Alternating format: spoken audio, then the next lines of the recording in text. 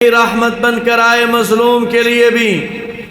ایک عرب کا ایک نوجوان تجارت کرتا ہے، وہ اونٹ خریدتا ہے، قیمتی اونٹ خریدتا ہے دیہاتوں سے جا کر، اور بکریاں خریدتا ہے اور بھیڑیں خریدتا ہے، اور لا کر کبھی مکہ میں بیچتا ہے، کبھی طائف میں بیچتا ہے، اور اس وقت کے بڑے بڑے شہروں میں بیچتا ہے، اور اس سے اس کو روزی حاصل ہوتی ہے۔ ایک دن اس نے 2 سرخ رنگ کے اونٹ خریدے، بڑے قیمتی، اور وہ لے کر مکہ مکرمہ میں داخل ہوا۔ راستے میں ابو جہل سے ملاقات ہو گئی۔ ابو جہل کہنے لگا، کس لیے آئے ہو؟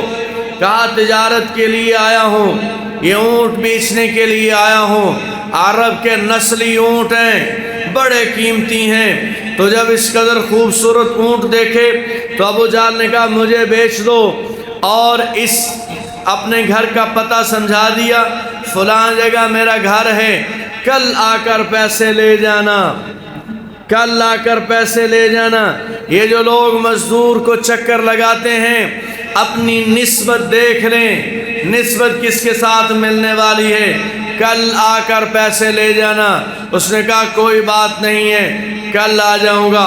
اگلے دن اس نے رات، کوئی اس کا رشتہ دار نہیں ہے مکہ میں، اور بڑی مشکل سے اس نے رات گزاری ہے۔ صبح گیا ابو جہل کے پاس، اس نے کہا ابھی نہیں ہے، انتظام نہیں ہو سکا، شام کو آ کر لے جانا۔ یہ شام کو گیا، اس نے کہا ابھی نہیں ہے، کل آنا، صبح صبح مل جائیں گے۔ کل گیا، ابھی انتظام نہیں ہو، شام۔ 3 دن چکر لگائے اس بندے نے، 3 دن۔ 3 دن کے بعد جب وہ گیا تو اس نے کہا کیا مسئلہ ہے؟ اتنے چکر میں اپنی چیز لینے کے لیے آیا ہوں، آپ میرے پیسے دیتے کیوں نہیں ہو؟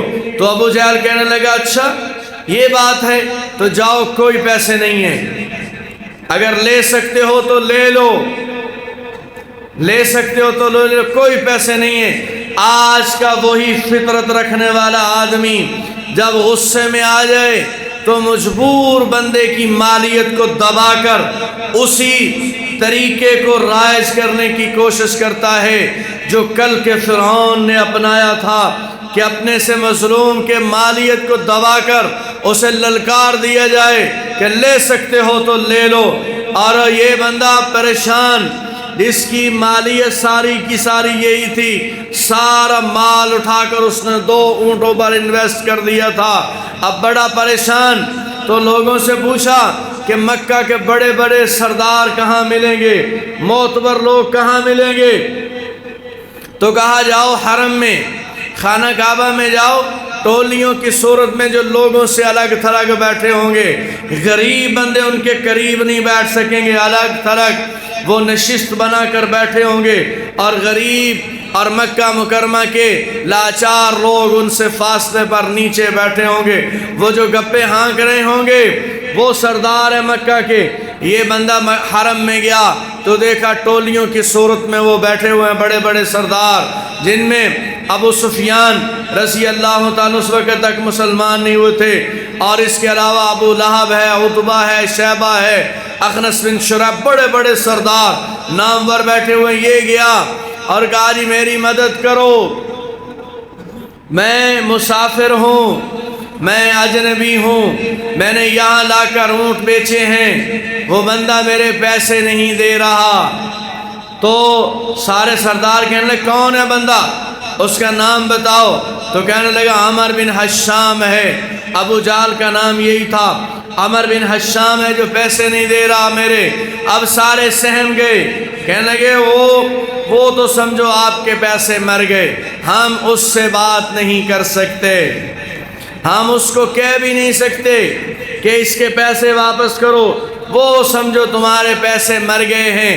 اور یہ ان کی گپیں چل رہی ہیں، اور نبی علیہ السلام خانہ کعبہ کی دیوار کے ساتھ پریشان بیٹھے ہوئے کہ یہ امت جہنم کے کنارے کی جانب بڑھ رہی ہے، اور میں انہیں بلا رہا ہوں۔ یہ میری اس فکر میں نبی علیہ السلام بیٹھے ہوئے ہیں، یہ نماز پڑھ رہے ہیں۔ تو ایک کافر نے بطور طنز کے بطور طنز کے اشارہ کیا کہ وہ جو بندہ نماز پڑھ رہا ہے یا وہ بندہ جو بیٹھا ہوا اس کے پاس چلے جاؤ، وہ تمہارے پیسے دلوا سکتا ہے۔ اس نے بات کی، باقی سارے کافر ہنسنے لگے۔ وہ بندہ بڑا پریشان کہ بھیج بھی رہے ہیں اور روک بھی رہے ہیں، ان کا رویہ سمجھ نہیں آ رہا، لیکن ڈوبتے کو تنکے کا سہارا۔ یہ نبی علیہ السلام کی خدمت میں چلا گیا اور ادب کے ساتھ پیچھے بیٹھ گیا۔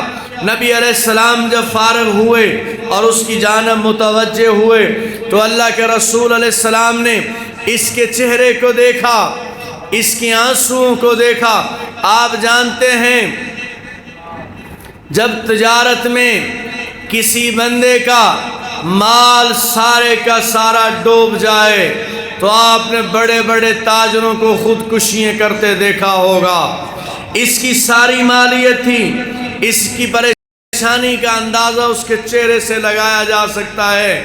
جناب رسول اللہ صلی اللہ علیہ وسلم نے اس کی طرف متوجہ ہو کر فرمایا، بھائی اجنبی اور مسافر لگتے ہو، پریشان بھی لگتے ہو۔ کہنے لگا یہ بعد میں مسلمان ہو گئے تھے، کہنے لگے اللہ کی قسم جتنے میرے غم تھے اس جملے نے سارے غم دور کر دیے۔